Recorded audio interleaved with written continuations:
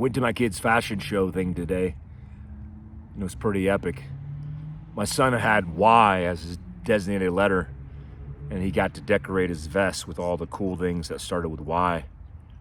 And the parents' assignment was to cut out or print out things, give them to the kids, and they would put them on a vest, and they do some kind of, which is right up my alley, right?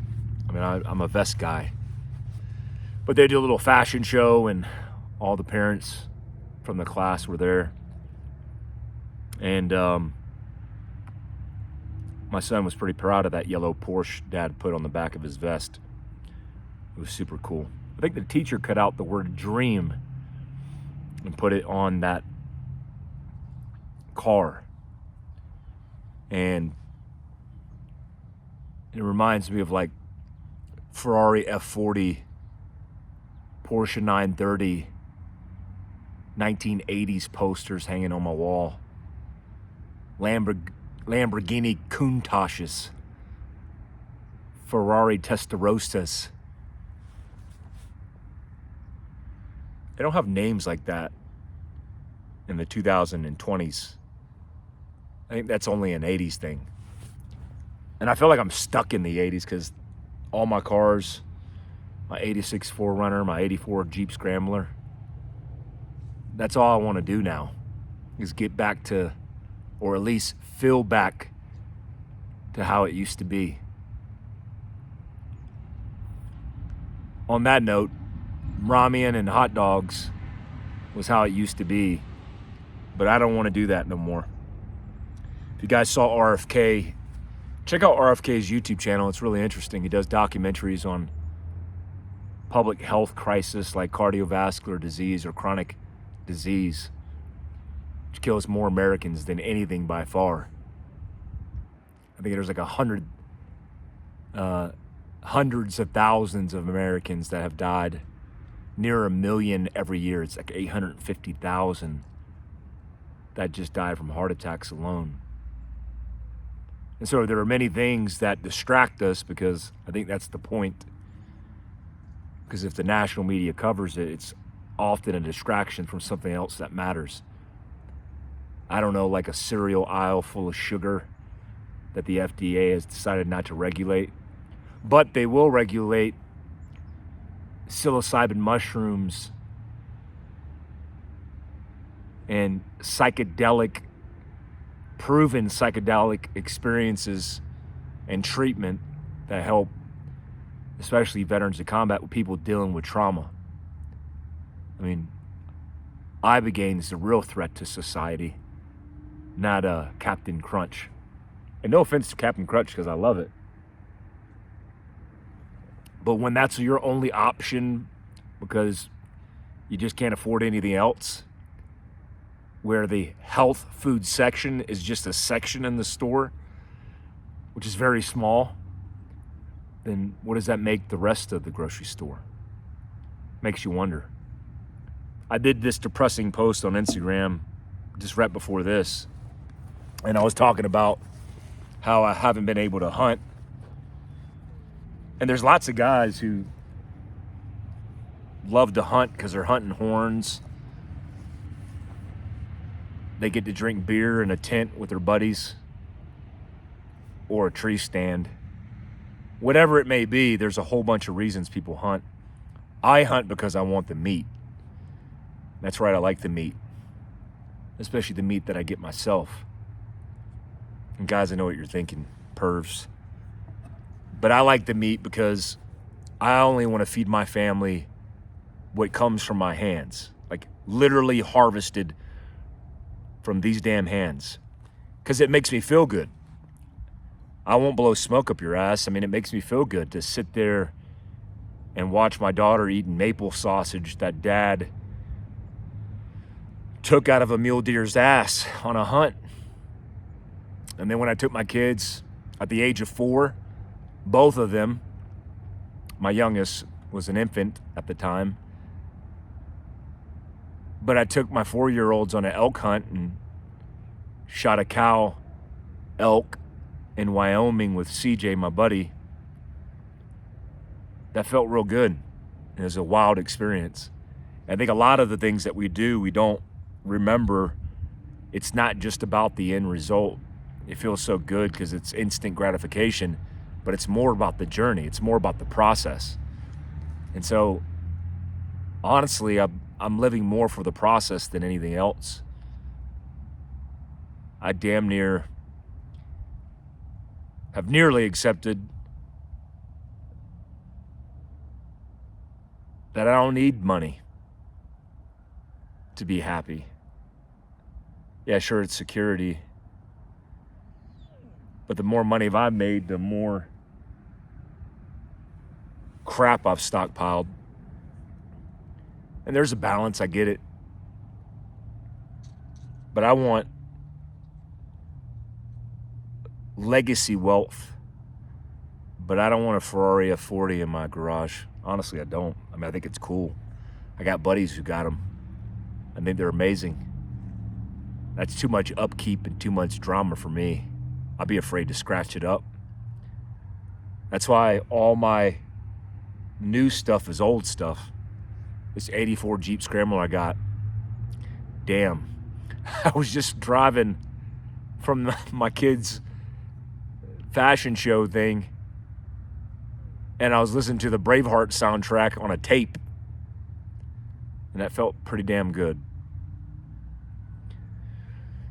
I'm happy RFK is getting more involved in chronic disease and paying more attention, and I hope there's significant change for the country, because I think that's the lack of preparedness that we face as a society, obviously as individuals, but especially as a society, because the government so eloquently facilitates all the bad and all the harm.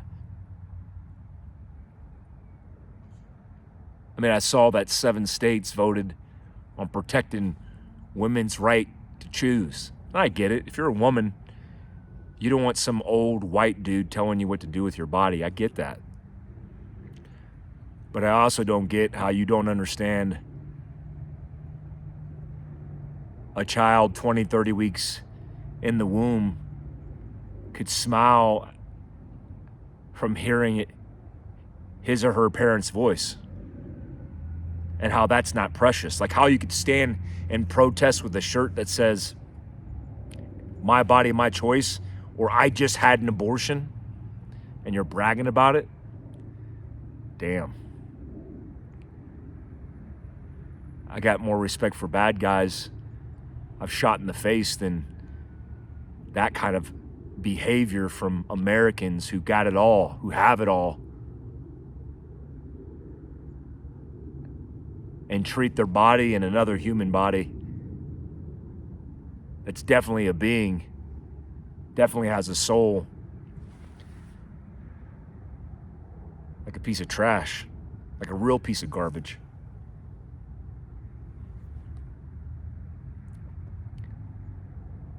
I'm still concerned about the state of the country and its level of preparedness.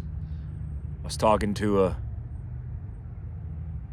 buddy of mine this morning in his truck in a parking lot. Like I was doing a covert meeting or something. And there's a whole bunch of things people aren't tracking about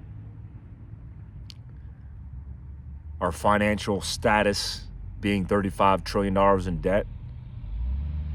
A whole bunch of things that people aren't paying attention to because they're so complacent about it. So politically and government-wise, maybe we're heading the right direction, but maybe we're not. And what does that do to normal people? Well, mostly it makes them complacent, which is why we couldn't handle this pandemic. I mean, look at us now. I think all the mental health things that you're seeing in the country over the course of the last few years are mostly fallout from what COVID did to us. I just saw a dude whose last name is Glover, a black man, young, fit, stud. I believe he's a journalist or a correspondent on a news show, and he just died. He just collapsed. And nobody's talking about it. Wild times. Wild times. So anyways, that's my free rant. I just needed to get that off my chest. Let's talk about preparedness. One of the things that I've been talking about is situational awareness. I just did a show. This plane's flying low. It's probably the CIA.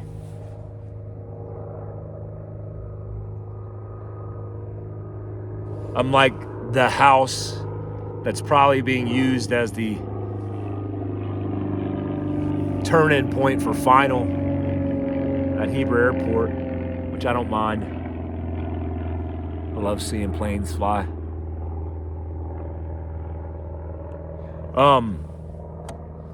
I just did a show with Greg Lappin on situational awareness. I teach situational awareness and personal defense courses. In fact, I teach tomorrow morning personal defense at our at our Provo, Utah headquarters. And situational awareness is not hard, it's just paying attention. Most people don't.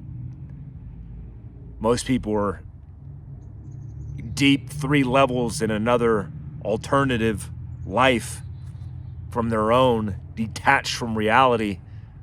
So they're drifting all over the road. They're hitting old folks head on and killing them. They're running red lights, just silliness. You guys see it. You might even be that guy. I'm guilty of it. But when you make a deliberate choice to pay attention, that's what it is. It's a choice.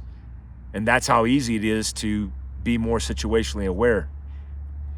But the difference in the philosophical context of situational awareness and the reality is, you can have all the philosophy in the world and all these grandiose ideas about paying attention, but it's like mindset.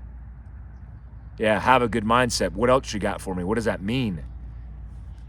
So synonymous with situational awareness is when you're paying attention, you tend to identify spikes in the pattern of things that aren't normal or routine. For example, I'm in my backyard, which feels rural. I got the mountains behind me, but you can hear fading off in the distance a truck.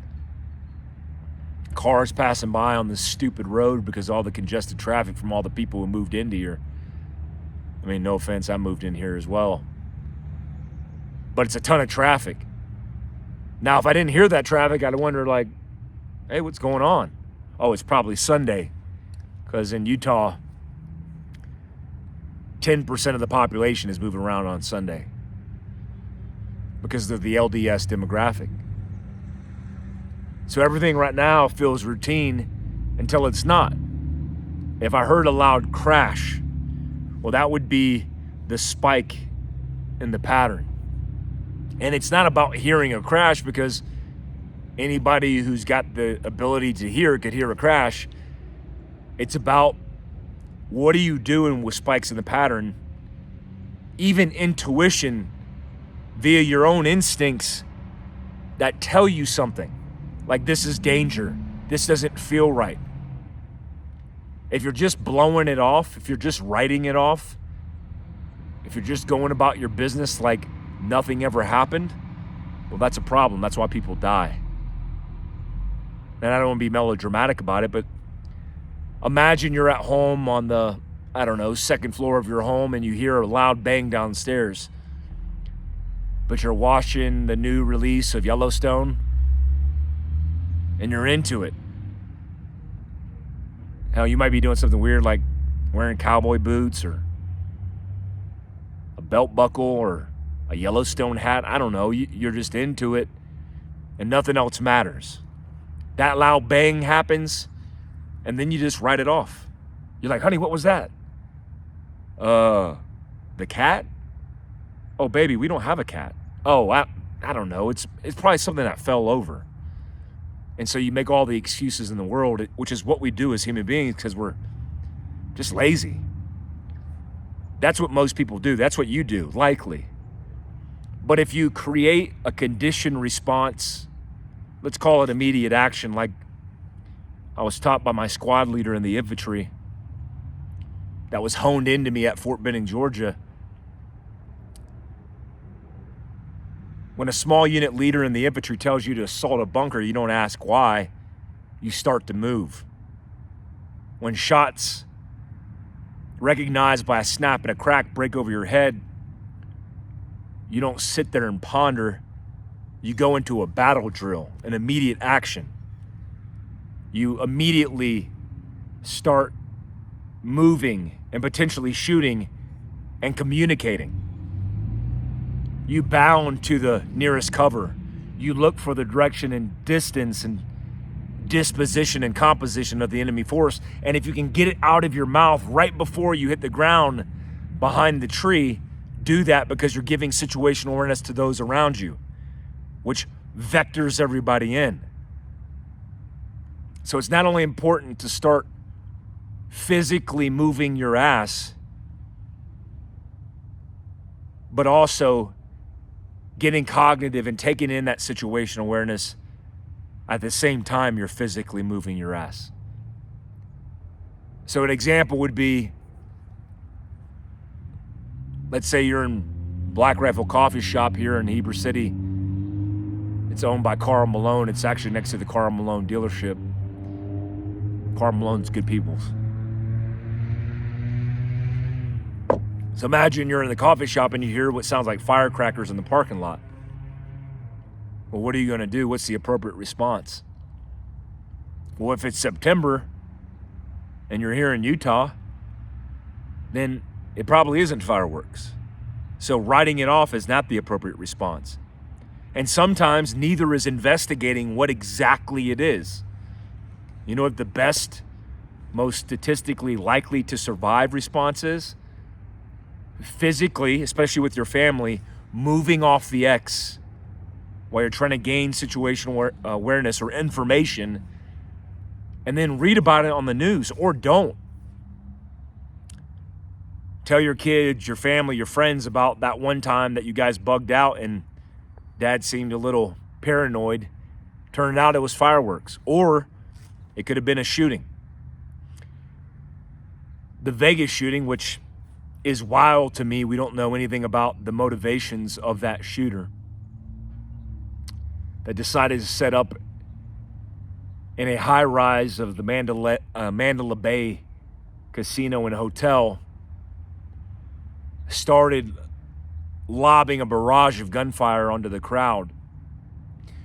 Many people in the crowd began to move, but others in the crowd, based on their own lack of situational awareness, started yelling, "Get down," because for some reason, getting down, we think, protects or defends us in a potential gunfight. But it doesn't at all. In fact, the opposite is true as a battle drill or tactic in FM 7-8.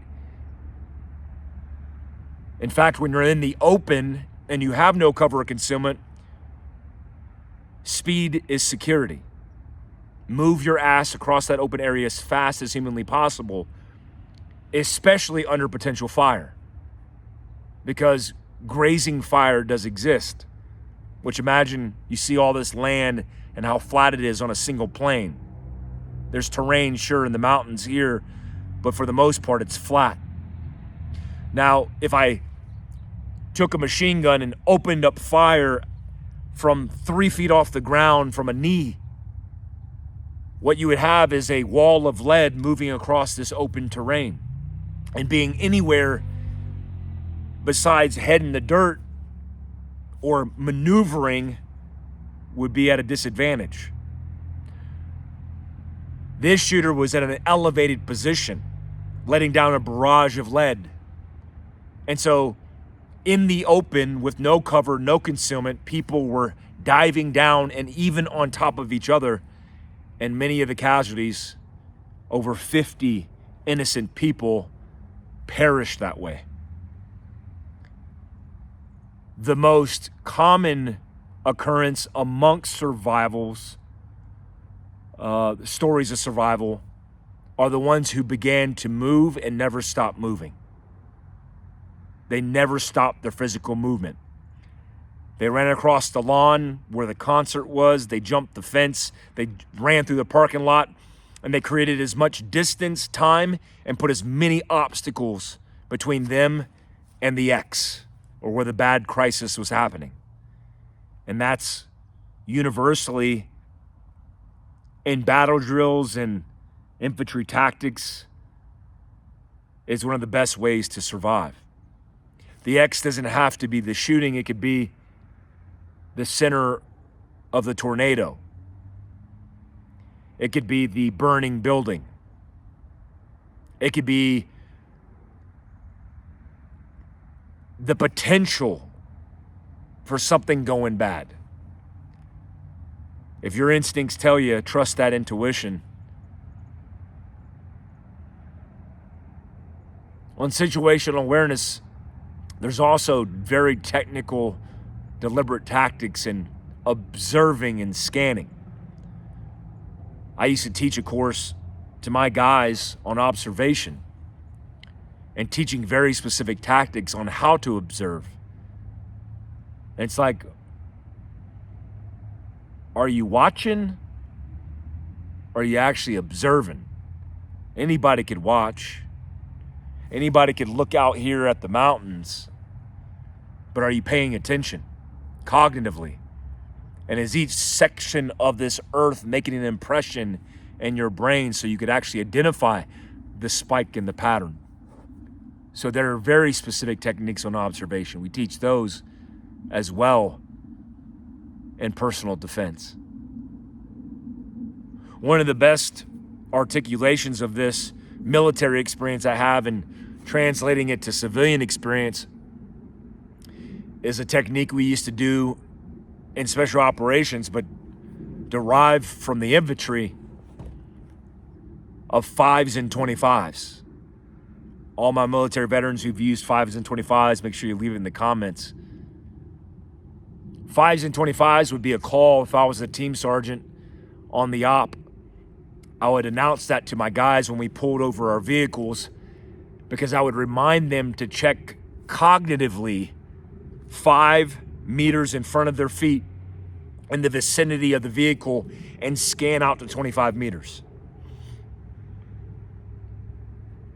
And that was a way of turning on the conscious part of the brain, because we're so mundanely driving, complacent, bored at the world. It's like being on a machine gun in combat. Yeah, sure, it's very interesting at first. And then as you sit there and you're waiting for contact, nothing's happening, and you're like, oh, and then you can form and adapt through the normal routine, which is nothing's going on. So then instead of staring out into the abyss, scanning particular sections through a specific technique, I get bored and I'm staring at the front sight of my 240 Bravo machine gun. When I say 5s and 25s, it allows my guys to check back into being consciously situationally aware to identify improvised explosive devices, potential means or mechanisms of activating that IED or enemy personnel. What does that translate into civilian life? Well, a cue for you to check back in. Self-talk is a component to self-affirmation that helps you get through stressful situations or scenarios, because that's what disaster is. It's a high level of volume and intensity of stress. And so when you breathe and you self-talk or affirm, you're getting through it one word or conversation with yourself at a time. And when you feel yourself becoming complacent because you're not paying attention, you're drifting all over the road, you're trying to get that scroll and click on your cell phone while you're driving, allow that to be the cue in your life to go, what are you doing? Lock the phone out and put it on the seat next to you, or the center console, even better, or the glove box, even better. Get it out of your field of view so you could have a 10 and 2 and you could potentially react with good situational awareness to what's going on around you. That 16-year-old girl who's on TikTok in the wrong lane driving towards your front bumper. So you could actually say 5s and 25s as a technique to cue each other in your family back into reality, to pay attention. Whenever I go outside with my kids, like if I'm coming out of a Walmart, I say to my kids, hey, safety first, hold daddy's hand, and I'm cueing them back into paying attention because they were staring at a toy aisle for 15 minutes. You know, they're holding a cookie daddy bought them at Walmart. They're not paying attention. And so they put that stuff down, they do a heads up display, and they start being cognitive, ready to critically think and be aware of what's in front of them. So 5s and 25s, yeah, so simple for the infantry and special operations to hone in situational awareness, but so critical for us because, damn, we are not paying attention. And let's call that literal or technical. There are figurative elements to this that matter as well. And I talked about those in other videos relating to my situation. The situation I was in with the DV case where I was facing 30 years in jail, which was a crock of horse crap.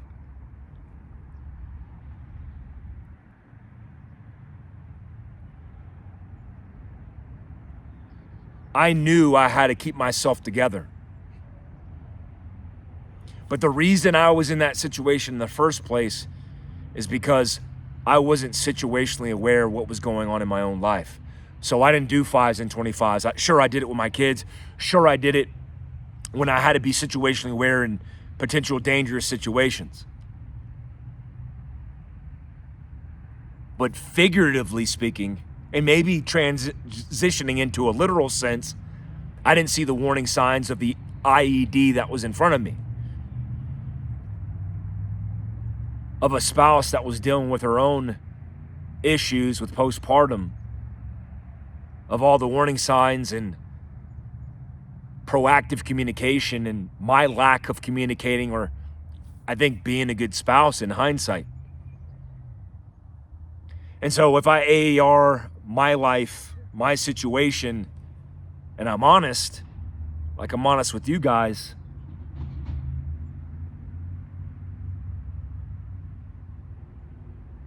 a lot of that was on me. I should have been paying attention.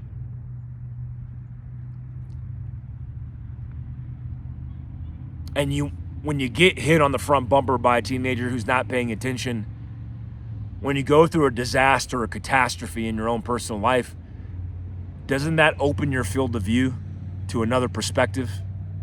And aren't you suddenly more situationally aware and you're honed in?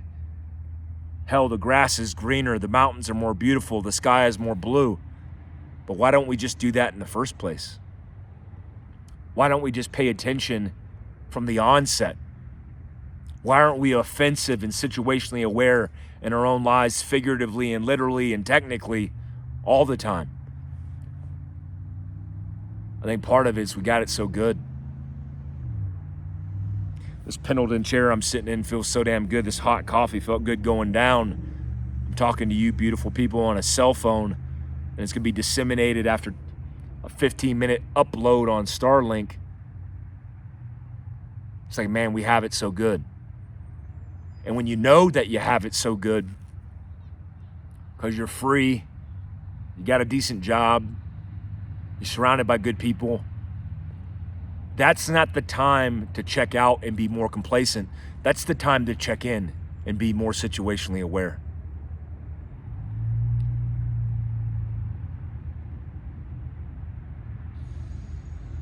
I'll be driving after I teach tomorrow on Sunday to Vegas to pick up my motorcycle from Taco Moto. I'm real excited because it's a motorcycle build for me to travel around the world, which I want to spend more time doing solo and with a buddy or two. The week coming up on Friday, I'm going to my friend Rhiannon and Alex's birthday and also training with our small tribe up in Idaho. December 14th, I'm teaching at Pro Gun Club in Vegas. I'm teaching carbine for amazing people always. I always have fun going out there. And I'm getting ready for the new launch of the Gunfighter program. I'm super excited about this program, and I can't really talk about it any more than that. I'll probably get demonetized just for saying that out loud. But if you guys are interested, check out my Patreon. It's patreon.com/Mike Glover. I'll be doing an underground episode right after this that I'll upload there. If you guys want to support this channel, because I don't have sponsors, I just have good companies that I work with that I believe in, including my own. We have a Mike's Friday Prep Sale that's available right now. Buy 2 tourniquets, get a 3rd one, because you do have 4 extremities. Do 2 orders of that, so you'll have that many. If you just check out, just put 3 in your cart, and the 3rd one will be deducted. It's buy 2, get 1 free. Save your arms and 1 leg. Also, just picked up some sponsorship for some good people that I'll link down below. I'll go into that some more. I don't want to pitch a sell to you guys more so than I already have. I just want to say I appreciate all you guys supporting Fieldcraft Survival and supporting me. I'm still trying to balance the books on that. We took a 50% hit in revenue. It's been a difficult time, especially for my employees that work their ass off every single day. If you want to support the company, buy something from Fieldcraft, come train with us. Download the Fieldcraft Survival app, which I'll link down below. And again, I just want to say thank you so much for all the support you guys have given me. I hope I'm providing some value and not just ranting. I feel like it's Friday. That's the day to rant out of all the days. Appreciate you guys.